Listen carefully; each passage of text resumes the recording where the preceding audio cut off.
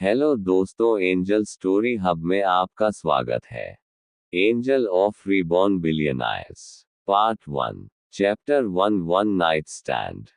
Hello friends, smiling face with hearts. Delhi के भीड़भाड़ वाले इलाके चांदनी चौक से एक लग्जरी ज़ूव गाड़ी तेजी से भागे जा रही थी। जैसे ही वो थोड़े सुनसान इलाके में जाती है, तो अचानक से उस गाड़ी के सामने कई स्पोर्ट्स कार आकर एकदम से अपना ब्रेक लगाती है। इतने सारे स्पोर्ट्स कार को अचानक से अपने सामने रुकता देखकर ज़ूव में बैठा 48 साल एक विराट एकदम से ब्रेक लगाता है और फिर अपने सामने खड़े स्पोर्ट्स कार की तरफ देखते हुए चिल्लाते हुए कहता है, अबे गधे की औलादो, ये सड़क के तुम्हारे बाप की है, जो ऐसे पूरे सड़क को कवर करके बैठे हुए है। विराट की बात सुनकर सामने एक रेड स्पोर्ट्स कार से एक 20-22 साल का छपरी दिखने वाला लड़का बाहर आता है और विराट की तरफ देखते हुए कहता है, अरे चचा, ये सड़क ही नहीं पूरी दिल्ली ही अपने बापू की है, और जहां तक बात रही सड़क कवर करने की, तो थारे को क्या लगता है, तो ऐसे कुत्ते की तरह भौंकेगा और हम थारे को यहां से जाने देवेंगे। उस लड़के की बात सुनकर विराट को कुछ गलत होने की आशंका होने लगी। इसलिए उसने उन लड़कों से ज्यादा बहस में समय नहीं गवाया और फिर साइड से अपनी गाड़ी निकालने की कोशिश करने लगा। जैसे ही उस लड़के ने विराट को अपनी गाड़ी आगे बढ़ाते हुए देखा तो उसने अपने साथियों को कुछ इशारा कर दिया। उस लड़के का इशारा पाते ही वो स्पोर्ट्स कार में बैठे वो सभी लड़के किसी खुले सांड की तरह अपनी अपनी गाड़ियों से हॉकी स्टिक और बड़े बड़े लोहे के पाइप लेकर बाहर आने लगे और विराट की गाड़ी को जल्दी से चारों तरफ से घेर लिए। जैसे ही उन लड़कों ने विराट को गाड़ी को घेरा तो विराट को अंदर से एक अनजाने डर ने घेर लिया और उसे बहुत ही बेचैनी होने लगी, उसे एंजाइटी अटैक आ गया। विराट अपने एंजाइटी अटैक के कारण चटपटा हो रहा था कि तभी उन लड़कों ने अपने हाथ में लिए हथियारों से विराट की लग्जरी ज़ू पर हमला करने लगे। कुछ ही देर में उन लोगों ने विराट की गाड़ी को तोड़ फोड़ दिया। उसके बाद एक लड़के ने उन सभी को रोकते हुए आगे बढ़कर खून से लिपटे विराट को किसी मारे हुए जानवर की तरह खींचकर गाड़ी से बाहर निकाला और फिर उसे जोर से सड़क पर पटक दिया। सड़क पर पटकते ही विराट की जोरदार कराहने की आवाज वहां के सुनसान इलाके में गूंज गई। वही विराट की कराहने की आवाज सुनकर वो सभी छपरी लड़के जोर जोर से हंसने लगे। उसके बाद वो लोग कुछ करते कि तभी वहां पर एक और लग्जरी गाड़ी आकर रुकती है। उस गाड़ी से एक लंबा सा काला कोट पहना आदमी बाहर आता है। देखने से वो भी विराट की उम्र का ही नजर आता था। उसे देखने के बाद खून से लिपटे चटपटाते विराट के होश उड़ जाते हैं और फिर वो कुछ कहने को होता है कि तभी उस लंबे कोट वाले आदमी ने अपने पैकेट से एक गन निकाली और सीधे विराट के सर पर शूट कर देता है। उसके ऐसा करते ही विराट के अंदर जो थोड़ी बहुत जान बची थी वो भी चली जाती है और वो किसी कटे हुए पेड़ की तरह सड़क पर निढाल हो जाता है। विराट के मरने के बाद वो लंबे कोट वाला आदमी वहां मौजूद लड़कों की तरफ कुछ इशारा करता है और फिर वो सभी अपने अपने हथियार लेकर अपनी स्पोर्ट्स कार में बैठकर वहां से 9-2-11 हो जाते हैं। उनके वहां से जाने के बाद वो लंबा कोट वाला आदमी विराट के करीब आता है और फिर अपने ग्लव्स पहने हाथों से विराट की बॉडी को चेक करते हुए उसमें कुछ ढूंढने लगता है। कुछ देर ढूंढने के बाद उस लंबे कोट वाले आदमी को विराट के शर्ट के आगे के पैकेट से एक हरे रंग का पेंडेंट मिलता है।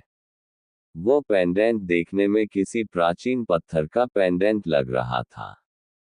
उस पेंडेंट के मिलते ही उस लंबे कोट वाले आदमी के चेहरे पर एक शैतानी मुस्कान आ जाती है और फिर वो एक पैर को विराट के चेहरे पर रखता है और फिर उसे अपने जूते से रौंदने लगता है। उसके बाद वो आदमी भी गाड़ी में बैठकर वहां से चला जाता है। करीब 1 घंटे बाद अचानक से आसमान में बादल छा जाते हैं और बड़े ही जोर जोर से बिजली चमकने लगती है।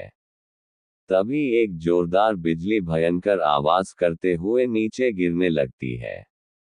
नीचे गिरते हुए वो बिजली सीधे सड़क पर निढाल पड़े विराट के शरीर पर जा गिरती है। उस बिजली के गिरने के कारण वहां के आसपास का इलाका एकदम ही कांप जाता है और आसपास के जंगल के जानवर भयंकर आवाज निकालने लगते हैं। कुछ ही पल बाद साउथ दिल्ली के फ्लैट के कमरे में अचानक से विराट की आंख खुलती है।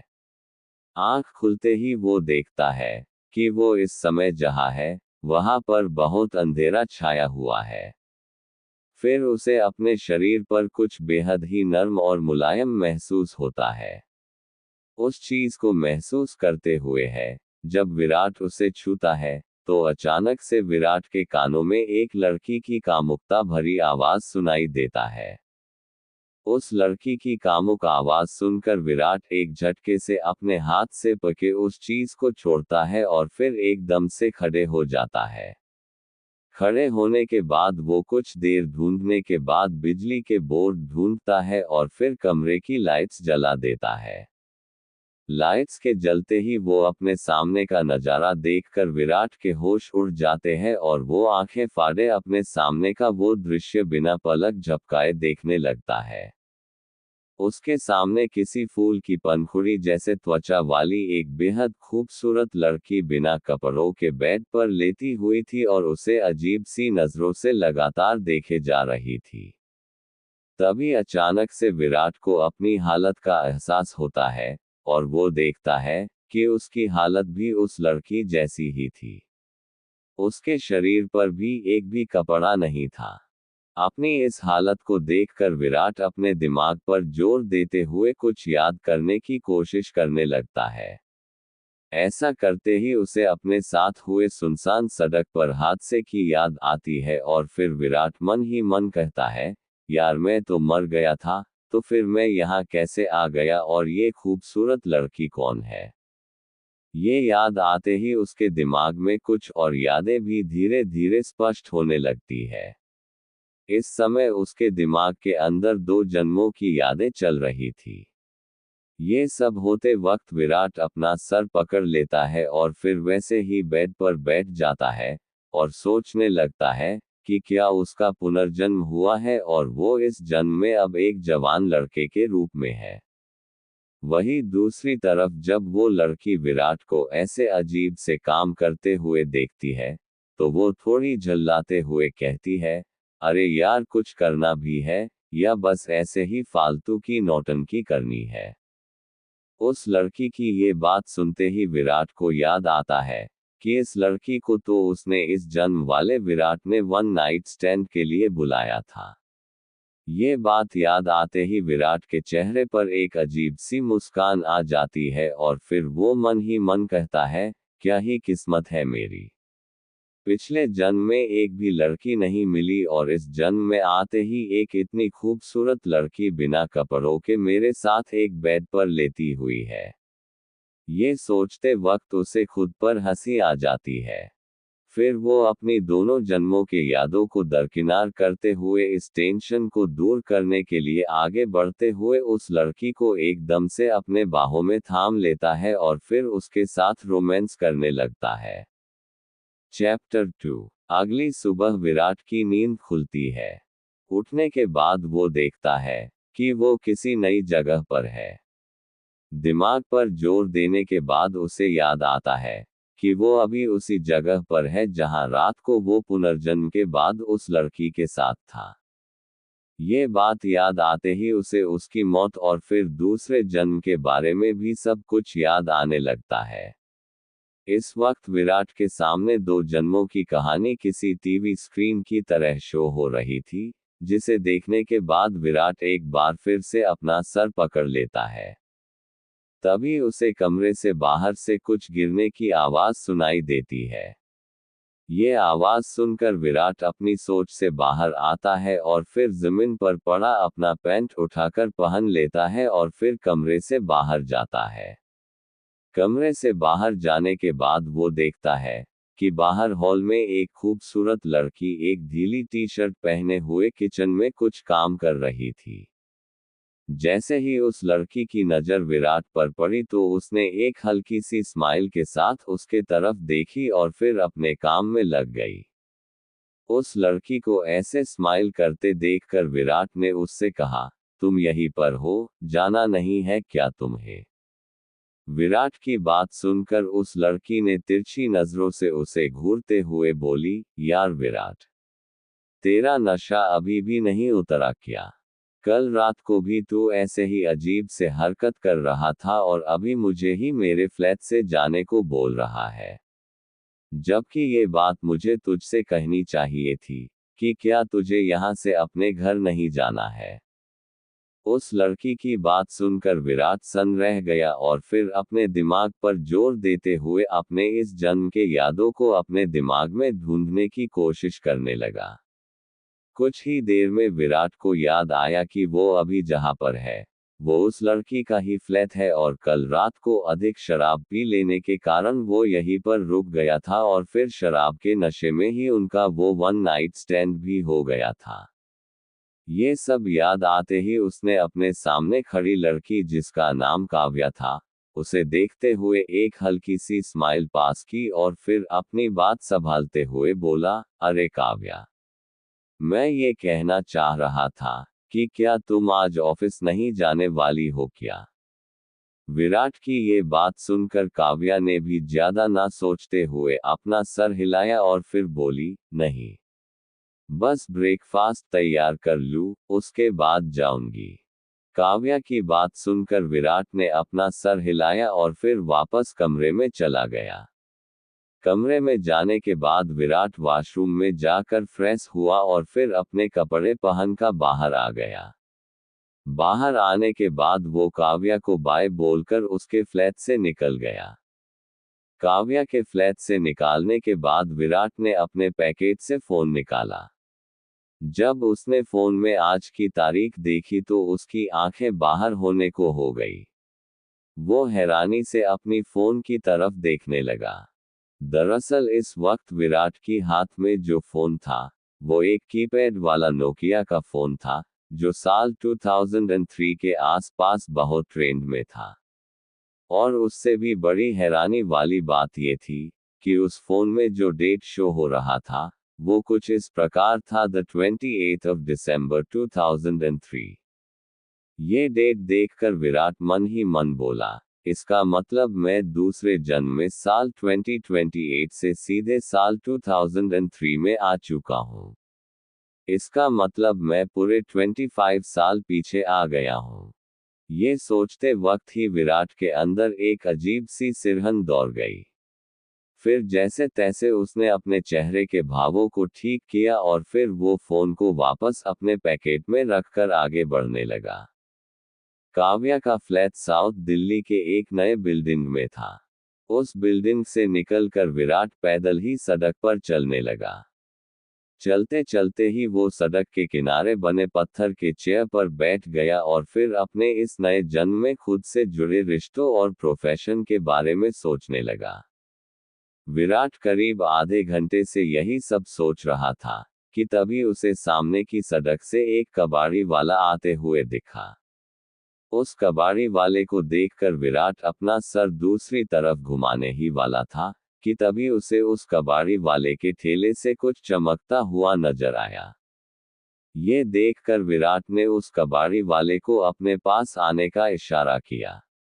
जब उस कबाड़ी वाले ने विराट को खुद के पास बुलाते हुए देखा तो वो जल्दी से उसके पास अपना ठेला लेकर पहुंचा और बोला, जल्दी बोलो बाबूजी, कुछ बेचना है या लेना है? जो भी हो जल्दी बोलो, धंधे का टाइम है। उस कबाड़ी वाले की जल्दबाजी देखकर विराट ने अपना सर हिलाया और फिर ध्यान से उस कबाड़ी वाले के ठेले की कुछ चीजों को देखने लगा। जब उस ठेले वाले ने देखा कि विराट बस उसकी ठेले में रखे सामानों को बस देख ही रहा है, तो उस ठेले वाले ने थोड़े गुस्से में बोला, अरे बाबूजी, कुछ लेना है तो जल्दी लीजिए, नहीं तो मैं चला यहाँ से। इतना कहकर जैसे ही वो आगे बढ़ने को हुआ कि तभी विराट ने उसे रोकते हुए उसके ठेले से 3 चीजें उठाए और फिर उसे दिखाते हुए बोला, ये कितने का दोगे? जब उस ठेले वाले ने विराट के हाथों में वो तीनों चीजें देखी तो उसने एक नजर विराट को घूरा और फिर अपनी उंगलियों पर कुछ देर गिनने के बाद बोला, 140 रुपए के हैं ये तीनों, अगर लेना हो तो लीजिए, नहीं तो मैं चला यहां से। उस ठेले वाले की बात सुनकर विराट ने अपने पैकेट में हाथ लगाया और कुछ देर के बाद 100 का नोट उस ठेले वाले को वो पकड़ाते हुए बोला, 100 में ये देना है तो दे या नहीं तो यहां से जा। विराट की बात सुनकर वो ठेला वाला थोड़ी देर के लिए झेप गया और फिर कुछ देर सोचने के बाद उसने वो 100 का नोट विराट के हाथों से लेकर उसे वो तीनों चीजें थमा दी और फिर वहां से तेजी से चला गया। उसके जाने के बाद विराट ने अपने हाथ में पड़े उन तीनों चीजों को ध्यान से देखने लगा। उन तीनों चीजों से एक अलग प्रकार की सुनहरी रोशनी निकल रही थी, जो विराट के मन में अलग अलग प्रकार के भाव उत्पन्न कर रही थी। कुछ देर तक उन तीनों चीजों को देखने के बाद विराट ने एक ऑटो रोका और फिर उसे अपना एड्रेस बताते हुए वहां से निकल गया। कैब 20 मिनट के बाद वो साउथ दिल्ली के ही एक कम पॉपुलेशन वाले इलाके में पहुंच गया। वहां पर बहुत कम घर ही बने हुए थे और आसपास की जमीनें ऐसे ही खाली पड़ी थी। उस सीन को देखने के बाद विराट ने मन ही मन कहा, बताओ तो, आने वाले 20 साल बाद यहाँ पर इतनी पॉपुलेशन हो जाएगी कि किसी के खड़े होने भर की भी जगह नहीं बचेगी और अभी यहाँ पर कोई दिख ही नहीं रहा है। यही सब सोचते हुए वो ऑटो से निकलकर ऑटो वाले को पैसे दिए और फिर सामने बनी एक 2 मंजिला घर की तरफ बढ़ गया। उस घर में जाने के बाद उसने घर के दरवाजे को अपने पैंट की पैकेट से एक चाबी निकालकर खोला और फिर उसके अंदर चला गया। अंदर जाने के बाद उसने अपने हाथ में ली वो तीनों चीजों को अंदर के एक टेबल पर रख दिया। उसके बाद विराट अपने कमरे की तरफ चला गया। कमरे में जाने के बाद वो सीधे बाथरूम में नहाने चला गया, क्योंकि रात के इंसिडेंट के बाद से उसे कुछ अनइजीनेस फील हो रहा था, इसलिए वो नहाने चला गया। नहाने के बाद उसने कपड़े पहने और फिर घर से निकलकर नुक्कड़ पर छोले भटूरे खाने चला गया। नुक्कड़ के एक छोटे से रेस्टोरेंट पर पहुंचने के बाद उसने वहां ब्रेकफास्ट किया और फिर रेस्टोरेंट वाले को पैसे देकर जैसे ही वापस घर जाने को हुआ कि तभी पीछे से किसी ने उसे आवाज लगाकर रोका, अरे विराट जरा रुकना तो। ये आवाज जैसे ही विराट के कानों में पड़ी तो वो पीछे मुड़कर उस आवाज की तरफ देखने लगा। कुछ ही पल पर उसे एक अपनी ही उम्र का थोड़ा मोटा लड़का नजर आया। उस लड़के को देखकर अचानक से विराट के दिमाग में उसकी पहचान आ गई और फिर वो उसकी तरफ देखते हुए बोला, अरे नीतीश, तुम यहाँ? विराट का सवाल सुनकर वो लड़का जिसका नाम नीतीश था, वो बोला, हाँ भाई, पापा किसी काम से बाहर गए हुए हैं, इसलिए आज मैं खुद ही रेस्टोरेंट आ गया। नीतीश की बात सुनकर विराट ने अपना सर हिलाया। दरअसल जिस छोटे से रेस्टोरेंट में विराट ने अभी ब्रेकफास्ट किया था, वो रेस्टोरेंट नीतीश के पापा का ही था। फिर कुछ देर तक नीतीश से बात करने के बाद विराट उसे बाय बोलकर अपने घर की तरफ निकल गया। घर जाते समय ही विराट ने एक दुकान से जंग छुड़ाने और शीशे को साफ करने वाले कुछ सामान लिए और फिर घर चला गया। घर में पहुंचने के बाद उसने अपने साथ लाए सामान को उन्हीं सामान के साथ टेबल पर रख दिया, जिसे उसने सुबह उस कबाड़ी से ली थी। विराट ने उस कबाड़ी वाले से क्या क्या लिया था? कबाड़ी वाले के उन तीनों सामानों से सुनहरी रोशनी क्यों निकल रही थी? समर्थ ने जंग छुड़ाने और शीशे को साफ करने वाले सामान क्यों खरीदा है? चैप्टर 3। विराट बाहर से जंग छुड़ाने और शीशा साफ करने का जो सामान लाया था, उसे उसने कबाड़ी के सामान के साथ ही रख दिया और फिर अपने कमरे में चला गया। कमरे में जाने के बाद वो अपनी अलमारी में कुछ पुराने कपड़े ढूंढने लगा। कुछ ही देर में उसे अपनी एक पुरानी शर्ट मिल गई। फिर वो उस शर्ट को लेकर नीचे हॉल में आ गया जहां उसने अपने सामान को रखा था। नीचे आने के बाद वो किचन से एक बड़े बर्तन में साफ पानी लेकर आया और हॉल में ही जमीन पर बैठकर कबाड़ी से लाए सामानों का निरीक्षण करने लगा। विराट को अभी भी उन तीनों चीजों से सुनहरी रोशनी निकलती दिखाई दे रही थी और वो उस सुनहरी रोशनी का राज पता करने के लिए व्याकुल हो चुका था। फिर उसने तीनों चीजों से एक लोहे का वर्ग की आकार का बक्सा उठाया, जो करीब 8 इंच लंबा और चौड़ा था। उस लोहे के वर्गाकार डब्बे से विराट को बहुत तेज रोशनी निकलती हुई दिखाई दे रही थी। फिर उसने लोहे का जंग छुड़ाने वाला कागज लिया और फिर उस लोहे के डब्बे से जंग छुड़ाने लगा। कुछ ही देर बाद जब उस डब्बे का जंग पूरी तरह से हट गया तो उस डब्बे से निकल रही सुनहरी आभामंडल और भी तेज हो गई। ये देखकर विराट ने उस डिब्बे को अच्छे से देखना शुरू कर दिया। वो डिब्बा चारों तरफ से बंद था। उसे खोलने की कोई भी जगह विराट को नजर नहीं आ रही थी। कुछ देर तक उस डब्बे का निरीक्षण करने के बाद समर्थ को कोने में एक हल्का गड्ढा जैसा नजर आया।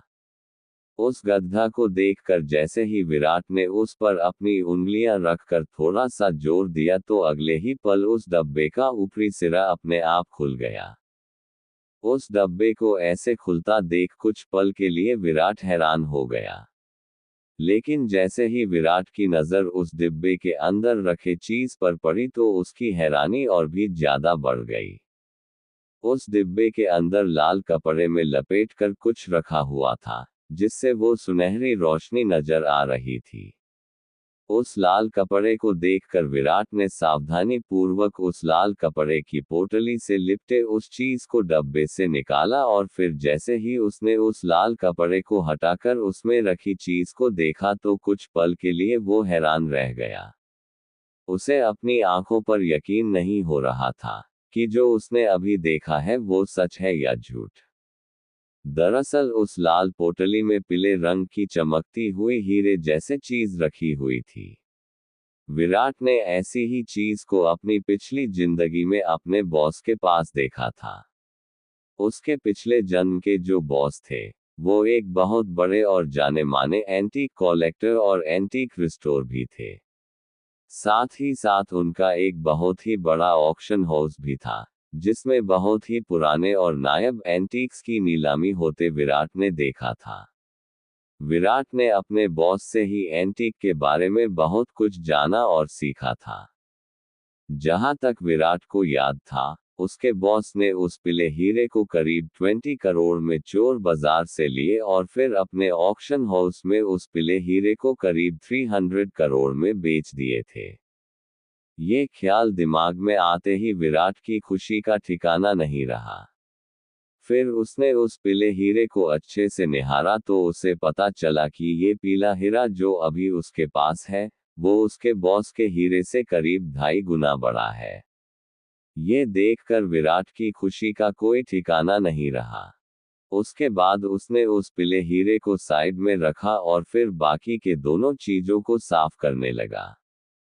करीब आधे घंटे की मेहनत के बाद विराट के सामने 2 और नायाब एंटीक रखे हुए थे। उनमें से एक था प्राचीन सोने से बना चिराग जो करीब 100 साल पुराना था और एक था चीनी मिट्टी का घड़ा जो शायद मुगलों के जमाने का था। इस वक्त विराट के इमोशन अपने कंट्रोल में नहीं थे। उसे अपनी आंखों पर यकीन नहीं हो रहा था कि क्या वो अभी जो देख रहा है वो हकीकत है या उसका कोई हसीन सपना। कुछ देर तक ऐसे ही उन तीनों चीजों को निहारने के बाद विराट ने बेचने का फैसला किया और फिर वो अपने कमरे में जाकर एक लेदर का बैग लेकर आता है।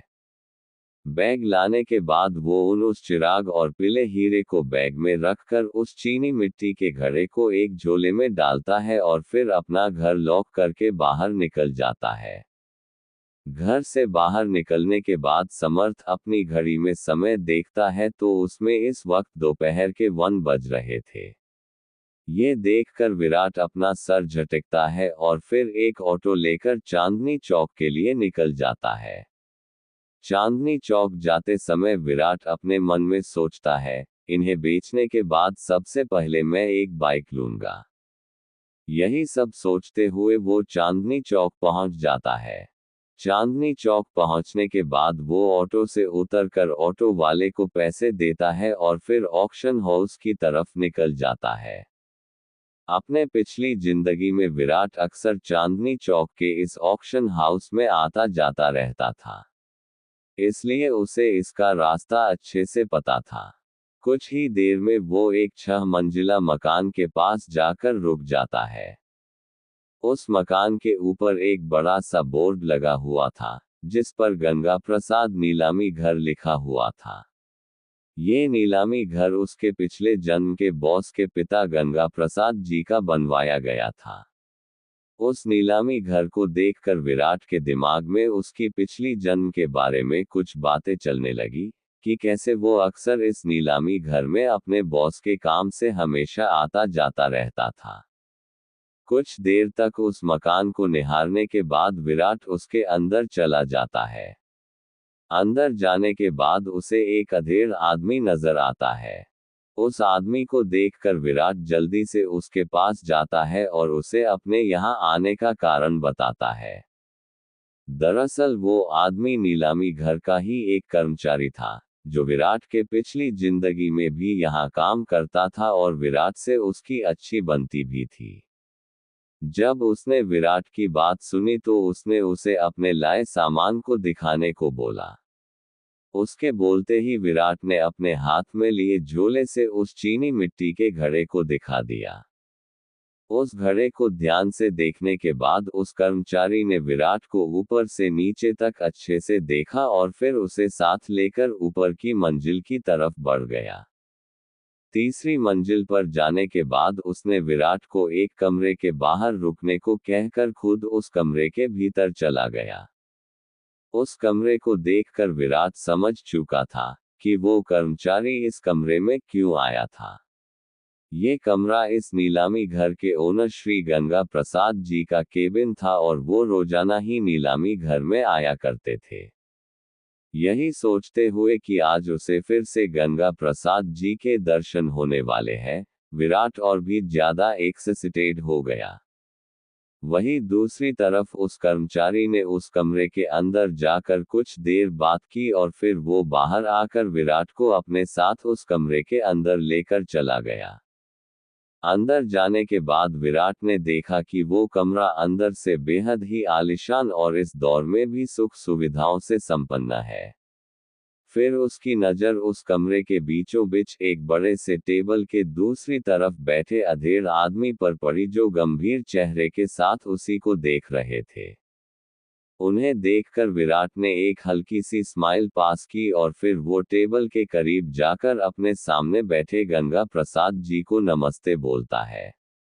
विराट का ये व्यवहार देखकर गंगा प्रसाद जी खुश हो जाते हैं और फिर वो समर्थ को उसकी लाई गई एंटीक दिखाने को कहते हैं। गंगा प्रसाद जी की बात सुनकर विराट सबसे पहले वहां मौजूद कर्मचारी को कमरे का दरवाजा बंद करने के लिए कहता है। विराट की ये बात सुनकर वो कर्मचारी थोड़ा हैरान होता है, लेकिन गंगा प्रसाद जी का इशारा देखकर वो दरवाजा बंद कर देता है। वहीं जब विराट दरवाजे को बंद होते हुए देखता है, तो वो एक गहरी सांस लेता है और फिर अपने बैग से उस पीले हीरे और चिराग के साथ साथ चीनी मिट्टी के घड़े को भी गंगा प्रसाद जी के सामने रख देता है। विराट के लाए गए सामानों को देखकर उस कर्मचारी सहित गंगा प्रसाद भी हैरान हो जाते हैं और विराट की तरफ हैरानी से देखने लगते हैं। चैप्टर 4। जब विराट के कहने पर उस कर्मचारी ने गंगा प्रसाद जी के उस केबिन का दरवाजा अंदर से बंद कर दिया, तो उसके बाद विराट ने अपने बैग से अपने तीनों एंटीक निकालकर उनके डेस्क पर रख दिया।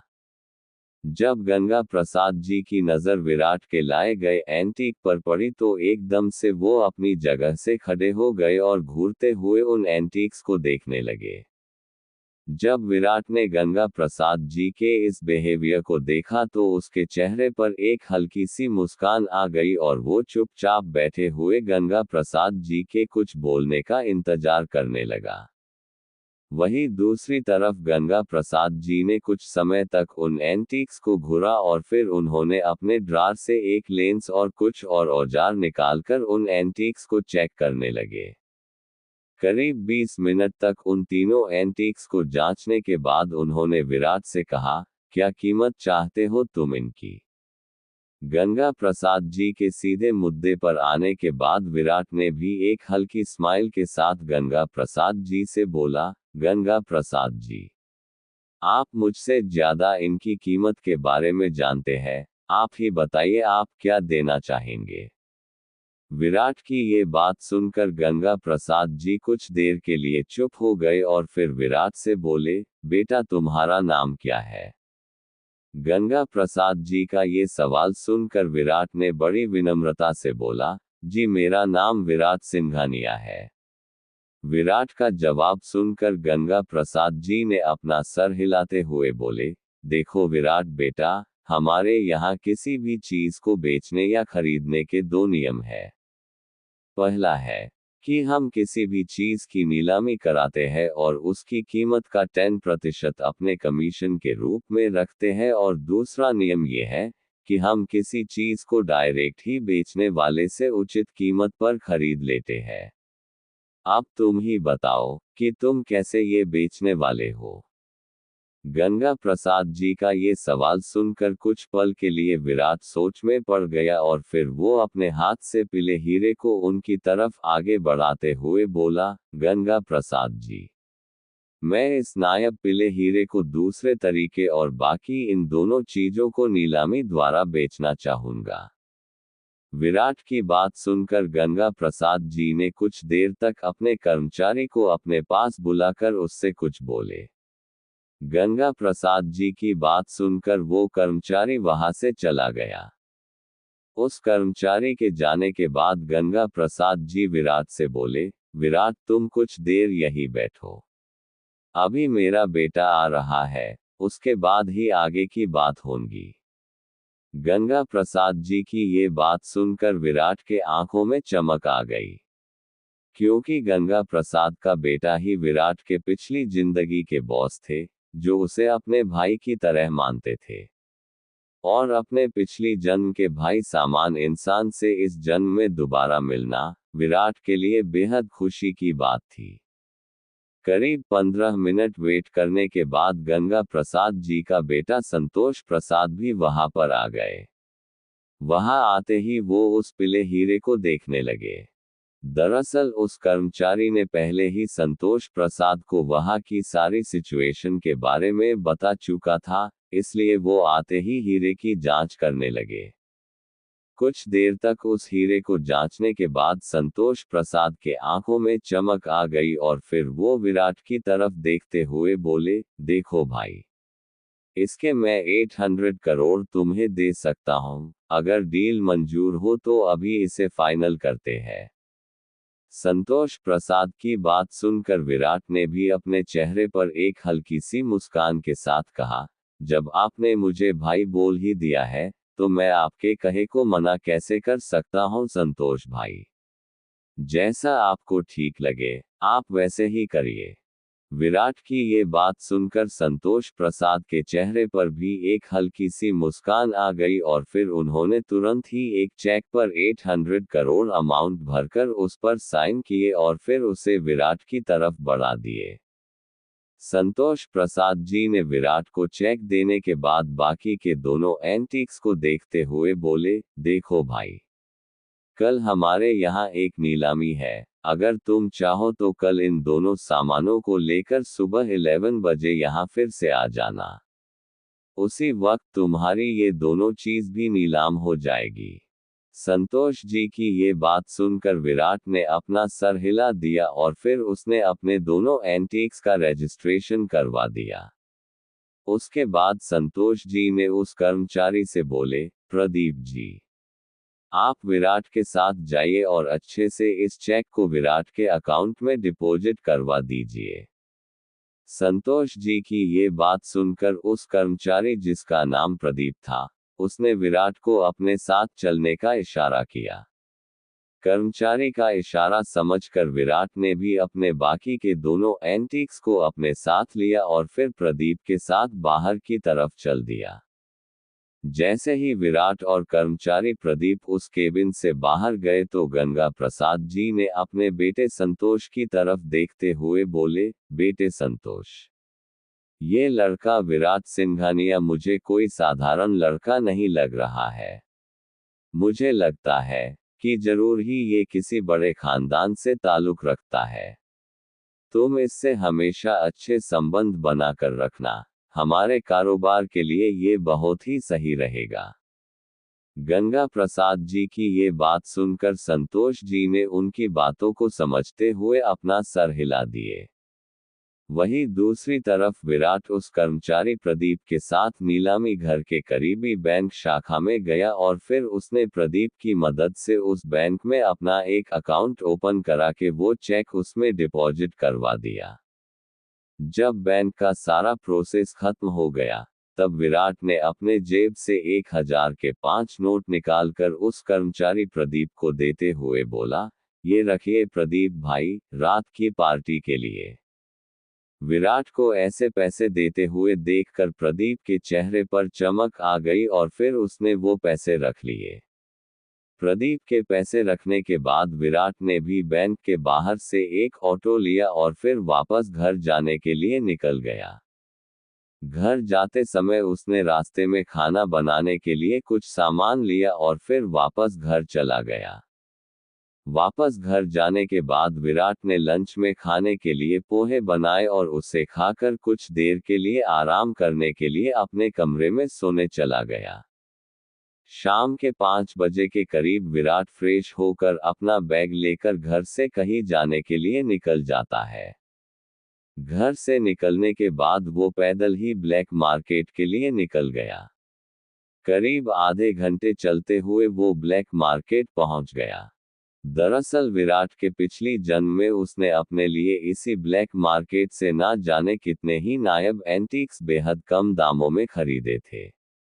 इसलिए वो इस जन्म में भी एक बार अपनी किस्मत आजमाने के लिए इस मार्केट में आया था। ब्लैक मार्केट दरअसल दिल्ली का एक चोर बाजार था, जहां हर प्रकार के चोरी के सामान और अलग अलग तरह के कबाड़ बन चुके एंटीक्स मिलते थे। ब्लैक मार्केट में आगे बढ़ते हुए विराट कई दुकानों के सामने से गुजरा, लेकिन उसे कुछ खास नहीं मिला। इसी तरह आगे बढ़ते रहने के बाद उसे एक छोटा सा दुकान नजर आया, जहां पर कोई भी कस्टमर नहीं था। उस दुकान पर एक भी कस्टमर नहीं देखकर विराट को कुछ अजीब लगा। दरअसल ब्लैक मार्केट के सभी दुकानों में कोई ना कोई कस्टमर जरूर था, लेकिन इस वाले दुकान में एक भी कस्टमर नहीं था। ये देखकर विराट ने एक पल के लिए कुछ सोचा और फिर वो उस दुकान में चला गया। उस दुकान में जाने के बाद उसने देखा कि उस दुकान के अंदर एक बूढ़ा आदमी बैठा हुआ था और उसके हाथ में महान लेखक प्रेमचंद जी का लिखा एक उपन्यास था, जिसे वो बड़े ध्यान से पढ़ रहा था। उन दिनों नौजवानों और बुजुर्गों के बीच ऐसे उपन्यास बेहद ही लोकप्रिय माने जाते थे और ये लोग उसे बहुत ही शौक से पढ़ा करते थे। विराट ने उस बूढ़े आदमी को देखने के बाद जैसे ही उसके दुकान में रखे सामानों पर अपनी नजर घुमाई तो उसके होश उड़ गए। उस बूढ़े आदमी के दुकान में एक कोने में पड़े कुछ सामानों से बहुत ही तेज सुनहरी रोशनी निकल रही थी, जो सीधे विराट के आंखों में आ रही थी। चैप्टर 5 काव्या के आंसू। विराट जब ब्लैक मार्केट में उस दुकान में जाता है, जिसमें एक बूढ़ा बैठे हुए एक उपन्यास पढ़ रहा था, उस दुकान के अंदर विराट को कोने में कुछ कबाड़ जैसा सामान रखा हुआ नजर आता है, जिसमें से सुनहरी रोशनी निकल रही थी। उस सुनहरी रोशनी को फिर से देखकर विराट को अब मन ही मन कुछ अजीब सा लगने लगता है, क्योंकि ये सुनहरी रोशनी पिछली वाली रोशनी से ज्यादा चमकदार और घनी नजर आ रही थी। ये देखकर विराट को उन कबाड़ पड़े सामानों को खरीदने की इच्छा होती है। लेकिन वो उस सामान को डायरेक्ट नहीं मांग सकता था, क्योंकि वो अगर ऐसा करता तो उस दुकान वाले बूढ़े को शक हो सकता था। इसलिए उसने एक आइडिया सोचा और फिर उस बूढ़े से बोला, अरे काका, क्या आपके दुकान में कुछ टूटा फूटा कबाड़ है क्या?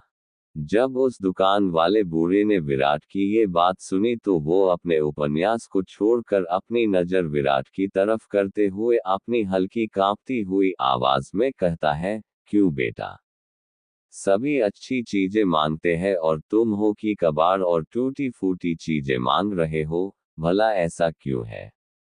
दुकान वाले बूढ़े आदमी का सवाल सुनकर विराट मासूम चेहरा बनाते हुए कहता है, काका, दरअसल बात यह है कि मैं एंटीक्स रिस्टोर का काम सीख रहा हूँ। उसी के लिए मेरे मालिक ने मुझे कुछ टूटे फूटे कबाड़ हो चुके सामान को लाने के लिए बोले हैं, जिससे मैं एंटीक रिपेयर करने की प्रैक्टिस कर सकूं।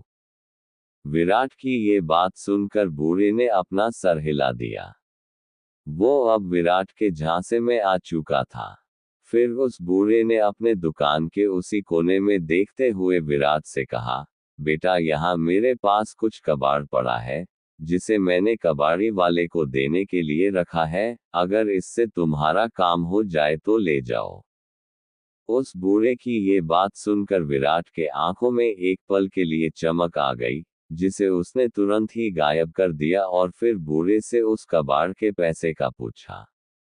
विराट का सवाल सुनकर उस बूढ़े ने हंसते हुए विराट से कहा, अरे बेटा, ये तो मैं कबाड़ी वाले को ऐसे ही दे देता हूँ, तो तुमसे इसके पैसे कैसे ले सकता हूँ? और अगर तुम्हें इतना ही मन है पैसे देने का तो बस इतना करो कि बगल की दुकान से मेरे लिए 2 पान खरीद कर दे दो। मैं उसे ही इसके पैसे के रूप में ले लूंगा। उस बूढ़े की बात सुनकर तो विराट के खुशी का कोई ठिकाना ही नहीं था।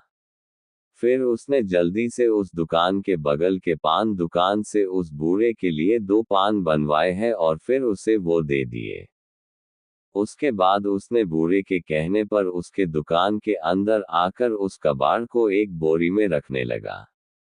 कुछ ही देर में उसने सभी चीजों को उस बोरी में रखा और फिर उस दुकान से बाहर लेकर आ गया। दुकान से बाहर आने के बाद उसने उस बूढ़े को धन्यवाद कहा और फिर एक रिक्शा लेकर उस बोरी को उस पर संभाल कर रख दिया और फिर वो खुद भी उस रिक्शे पर बैठकर अपने घर के लिए निकल गया। विराट का घर ब्लैक मार्केट के पास ही था, इसी वजह से उसे घर आने में ज्यादा टाइम नहीं लगा। घर आने के बाद उसने रिक्शे वाले को पैसे दिए और फिर उस बोरी को लेकर घर के अंदर आ गया। घर के अंदर आने के बाद वो उस बोरी को लेकर सीधे एक कमरे की तरफ चल दिया। वो कमरा दरअसल एक स्टोर रूम था। जब विराट उस कमरे के अंदर गया तो उसने देखा कि उस कमरे में चारों तरफ धूल बिखरी हुई है। ये देखकर वो बाहर से एक झाड़ू लाया और फिर उस कमरे की सफाई करने लगा। कमरे की सफाई करने के बाद उसने उस बोरी से सभी चीजों को सावधानी से निकलना शुरू कर दिया। उस बोरी में करीब 13 प्रकार की चीजें थी, जिनमें से 2 चीजें तो कुछ ठीक थी, लेकिन बाकी की चीजें एक से अधिक भागों में बिखरे हुए थे।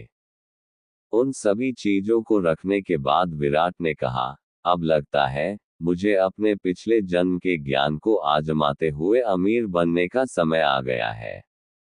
दरअसल विराट के पास अभी जितने भी टूटी हुई चीजें थी, वो सभी के सभी बहुत पुरानी और नायाब चीजें थी, जो शायद समय की मार के कारण अपनी असली अवस्था से अलग हो चुकी थी और विराट उनकी मरम्मत करके उन्हें बेचने का प्लान बना चुका था। दरअसल विराट ने अपनी पिछली जिंदगी में गंगा प्रसाद जी और उनके बेटे संतोष जी से एंटीक्स रिस्टोरेशन के बारे में बहुत कुछ सीखा था और वो अब अपने इसी ज्ञान का इस्तेमाल करना चाहता था। जब विराट ने सभी चीजों को ठीक से स्टोर रूम में रख दिया तो उसने एक गहरी सांस भरी और फिर स्टोर रूम को बंद करके अपने कमरे की तरफ बढ़ गया। वो अपने कमरे में जा ही रहा होता है कि तभी उसका फोन बजने लगता है। जैसे ही वो अपने छोटे से फोन पर कॉलर आईडी देखता है तो उसे कुछ अजीब लगता है। कॉलर आईडी पर काव्या का नाम शो हो रहा था। ये वही काव्या थी जिसके साथ उसने पिछली रात गुजारी थी। रात के 8 बजे उसका कॉल देखकर वो थोड़ा हैरान हो गया था। फिर कुछ देर सोचने के बाद वो कॉल रिसीव कर लेता है। कॉल रिसीव करते ही दूसरी तरफ से काव्या की थोड़ी घबराई हुई आवाज सुनाई देती है, विराट तू कहाँ है? क्या तू अभी चांदनी चौक में बने बार में आ सकता है? विराट ने जैसे ही काव्या की ये बात सुनी तो वो हैरान हो गया और फिर वो उससे बोला, काव्या तू अभी बार में क्या कर रही है और मुझे वहां क्यों बुला रही है? विराट की ये बात सुनकर काव्या उसे डांटते हुए बोली, यार विराट तू सवाल बहुत करता है। मैं कह रही हूं ना कि अभी अर्जेंट है तो आजा ना जल्दी से। काव्या ने ये बात इतने प्यार और अपनापन से कही थी कि विराट उसे मना नहीं कर पाया और फिर आने का कहकर डिस्कनेक्ट कर दिया। कॉल डिस्कनेक्ट करने के बाद विराट ने मन ही मन कहा, इन लड़कियों के भी अपनी बात मनवाने के कई हथकंडे हैं। ये कहते वक्त उसके होठों पर एक हल्की सी मुस्कान आ गई और फिर उसने जल्दी से अपने गंदे हो चुके कपड़ों को चेंज की और फिर घर लॉक करके काव्या के बताए बार के लिए निकल गया। करीब आधे घंटे बाद वो उस बार में पहुंचा। जैसे ही वो उस बार के अंदर जाने लगा तो उसे कान में बने बार अटेंडर के डेस्क के पास काव्या खड़ी हुई दिखाई दी। काव्या को देखकर विराट जल्दी से उसके पास चला गया। जैसे ही काव्या ने देखा कि विराट वहां आ गया है, तो उसने जल्दी से उसे कस के गले लगा ली। काव्या के इस हरकत से विराट थोड़ा चौंक गया। तभी उसे अपने कंधे पर कुछ गिला महसूस हुआ। ये महसूस करते हुए विराट ने काव्या को खुद से अलग किया तो काव्या के आंखों में इस वक्त आंसू थे, जिन्होंने उसके शर्ट को थोड़ा गीला कर दिया था। काव्या को रोते देखकर विराट ने उससे घबराते हुए पूछा, काव्या तू रो क्यों रही है? मुझे जल्दी से पूरी बात बता। विराट का ये सवाल सुनकर काव्या ने पहले विराट की शर्ट की स्लीव्स से अपने आंसू पोंछे और फिर वो विराट से बोली, तू पहले यहाँ का बिल पे कर दे, फिर घर चलकर मैं तुझे बताऊंगी। नेक्स्ट पार्ट देखने के लिए चैनल को सब्सक्राइब करें, लाइक और शेयर करना ना भूले। Thank you.